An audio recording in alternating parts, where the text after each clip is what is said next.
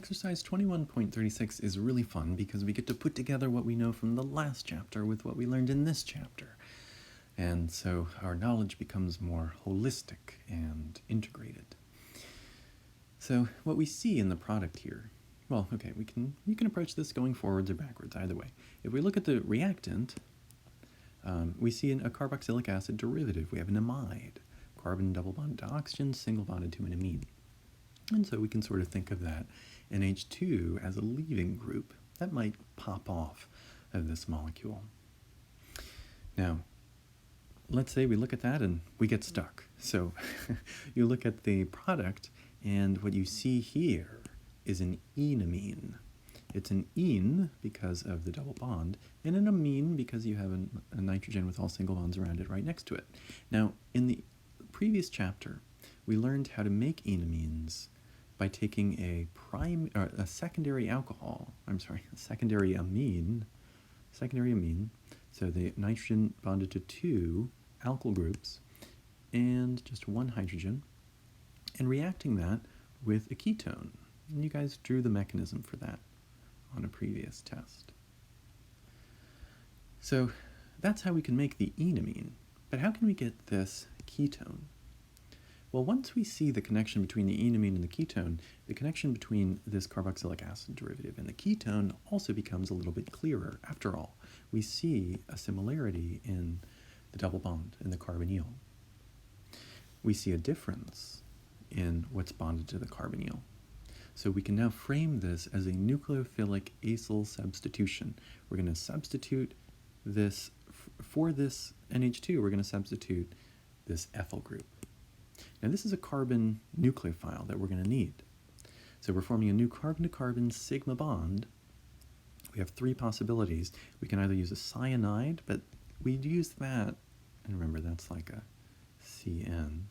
We'd use that if we want to introduce a functional group, which we don't really. I mean, we have one functional group here already. We only have this in the product, so one here, one here. We don't have a new functional group coming in, so a cyanide doesn't really seem like the best idea here. We could also possibly use a Grignard reagent or a Gilman reagent. And let's review the difference between those two. A Grignard reagent you'd recognize because it would have MgBr. The Mg has a very low electronegativity, and so you almost have an ionic bond here with the carbon having a full negative charge and the magnesium a full positive charge, almost. Really polar bond, because magnesium has very low electronegativity. A Gilman reagent you'd recognize because it would have copper and lithium. It would have two carbon chains on it instead of just one, but it would only add one of them to your compound.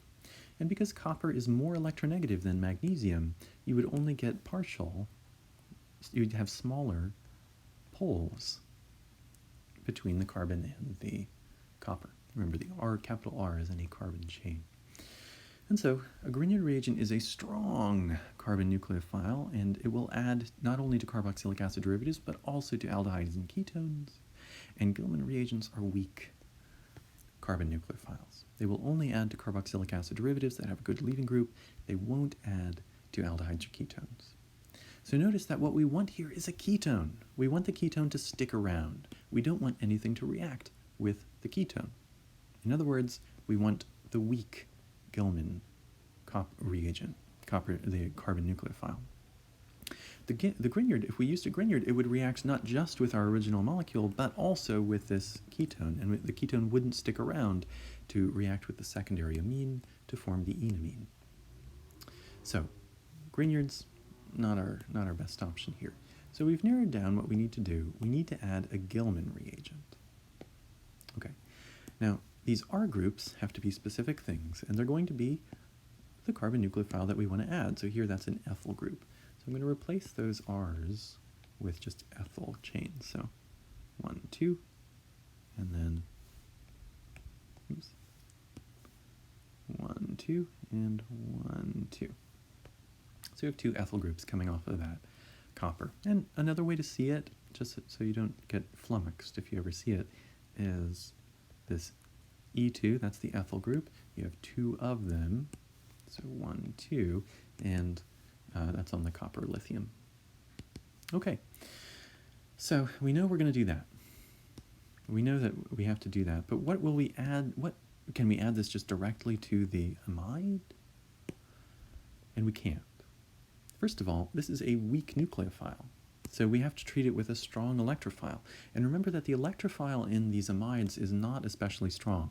The carbonyl carbon definitely does have a slightly positive charge. It is, after all, bonded to an oxygen twice and a nitrogen once, and all of those are pulling electron density away. But remember that the lone pair on the nitrogen, and this is especially important to remember because these amides are so common in proteins. They recur hundreds of times in proteins that are hundreds of amino acids long. That lone pair on the nitrogen is allylic to the pi bond, and so it forms another resonance structure where the single and double bonds switch. And that donates electron density toward the carbonyl carbon and makes it less electrophilic. In other words, we have a weak nucleophile and a weak electrophile. So we don't want to react our Gilman reagent with this. Instead, we want to turn that into a more reactive carboxylic acid derivative. Now, the most reactive carboxylic acid derivative is an acid chloride. I mean, that's like what you dream about at night. Like when you think about a good life, you imagine spending life with that with that acid chloride. Like that, you can get any reaction done with that. But unfortunately, you can't make an acid chloride from an amide. There's only one way to make that really valuable reactive compound, and that's by treating a carboxylic acid with thionyl chloride. But maybe we can connect the amide, we can turn the amide into a carboxylic acid, and you know what? We can. We spent all those videos drawing the mechanism for the acid-catalyzed hydrolysis of an amide, and we can use it here in this synthesis now. So we can do the acid-catalyzed hydrolysis of the amide. That will give us carboxylic acid and, somewhere else in the solution, ammonia. Well, that goes off and lives its life. We're not interested in that story right now. We're interested in the story of this carbon molecule. So we focus on that. We take the still not very reactive carboxylic acid, treat it with thionyl chloride. The thionyl chloride turns one of the oxygens into a good leaving group, a better leaving group, and then a chlorine attacks. The thionyl chloride oxygen leaving group is actually better than the chlorine, so when the tetrahedral intermediate snaps back down and recreates the pi bond, the thionyl chloride connected to the oxygen acts as the leaving group instead of the chlorine.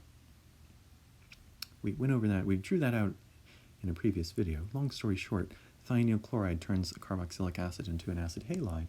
Now that we have an amazing electrophile in the carbonyl carbon, we can finally have it react with our Gilman reagent, which is that diethyl lithium cuprate. All right, and then once we have our Gilman reagent, we can treat that with our secondary amine.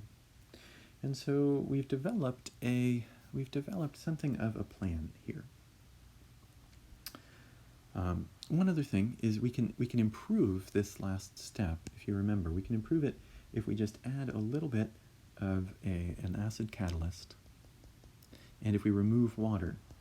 As we've discussed previously, that by removing a product, you shift equilibrium toward the products to replace them, to minimize the change you're making by using Le Chatelier's principle. So that will increase the efficiency and the speed of the reaction, doing both of these two things.